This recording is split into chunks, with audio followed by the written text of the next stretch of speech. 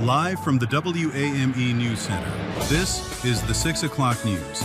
Iredell County's trusted news leader with Bryson Davis. Good evening, and thank you for joining us for the WAME News at 6. I'm Bryson Davis.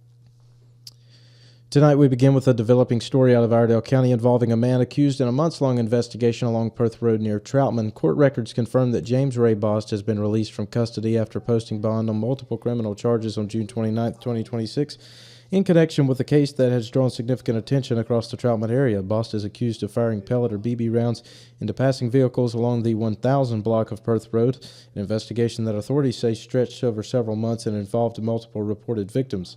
According to the Iredell County Sheriff's Office, the investigation included extensive surveillance, interviews with witnesses, and digital evidence collection before detectives identified Bost as a suspect and executed warrants in May. Now, court documents show Bost has posted bond while the case continues to move through the judicial system. He also filed an affidavit which led to the appointment of a court-appointed attorney to represent him. While Bost is no longer in custody, authorities emphasize the charges remain active under North Carolina law. Posting bond allows a defendant to remain out of jail while awaiting trial and does not represent a determination of guilt or innocence. For the victims involved, the case remains ongoing, and legal proceedings could take months or longer as evidence is reviewed, motions are filed, and the case works its way toward resolution in court. The Iredell County Sheriff's Office says the investigation was made possible through strong community cooperation and the use of surveillance technology and investigative tools during the execution of search warrants. Bost is presumed innocent unless and until proven guilty in a court of law. We continue tonight in Statesville, where a disturbing convenience store incident is now leading to criminal charges after investigators say surveillance video helped solve a violent parking lot dispute. According to the Iredell County Sheriff's Office, deputies responded to a convenience store on Island Ford Road after receiving a report of an assault involving a possible chemical exposure. The victim told deputies that during a verbal altercation in the parking lot, a woman allegedly sprayed gasoline on both of them and their vehicle before fleeing the scene. Investigators say the situation quickly escalated from a verbal dispute into what they described as a dangerous physical assault involving a flammable substance.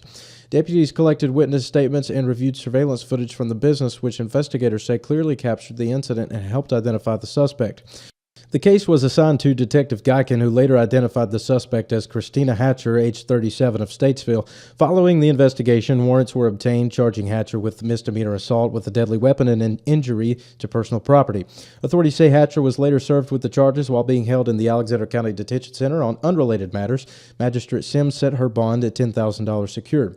As with all criminal cases, the charges are allegations, and Hatcher is presumed innocent unless and until proven guilty in a court of law.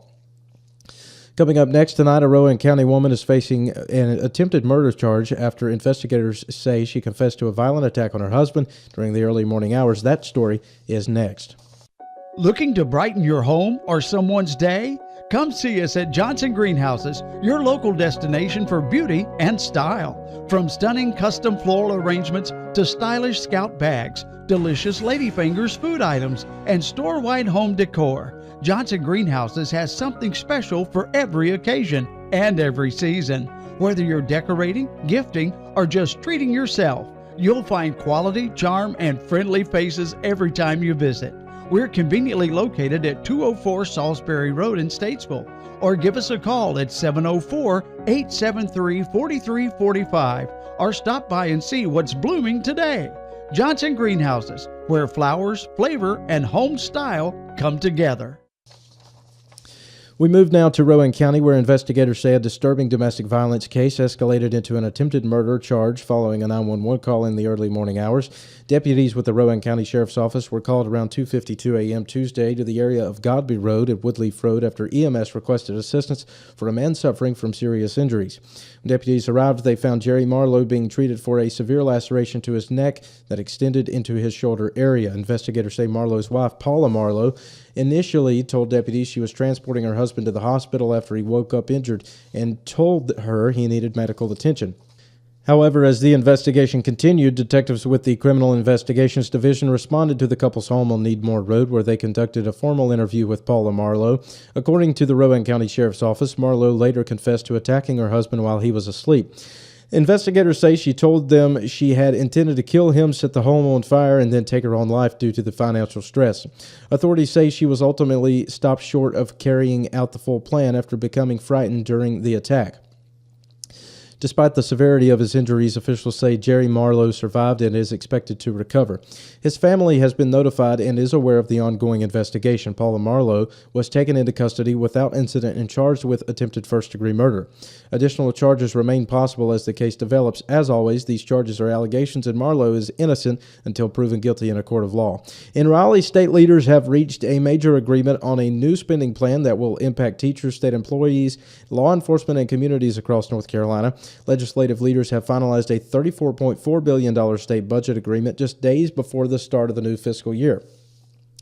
The proposal includes across-the-board pay increases for teachers, state employees, and law enforcement officers, along with continued tax reductions and major investments in education, infrastructure, and public safety.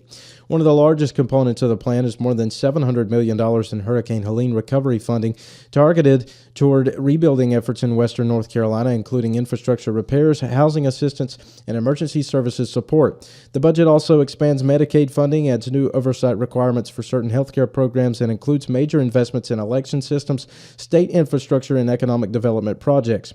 Lawmakers say the plan also increases state reserves, including more than $450 million added to the Rainy Day Fund, strengthening North Carolina's long-term financial stability. The budget now heads through final votes in the General Assembly before reaching Governor Stein, who can sign it into law, veto it, or allow it to become law without his signature.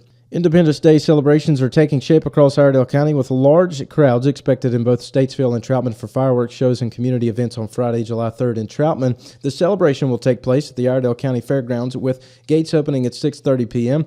The evening will include live music, food trucks, and family-friendly entertainment leading up to the fireworks at approximately 9:30.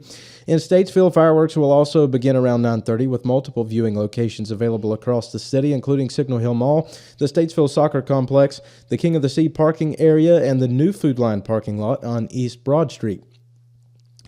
Adding to the celebration, the WAME Block Party will begin at 7 p.m. in the Signal Hill Mall parking lot, offering music and community entertainment ahead of the fireworks display. Officials are encouraging early arrival due to expected traffic and large crowds across both communities. That's going to do it for tonight's WAME News. Stay informed and connected with WAME News. I'm Bryson Davis. Thanks for joining us, and have a great evening. Stay informed. Stay ahead. WAMEnews.com. Social and on air.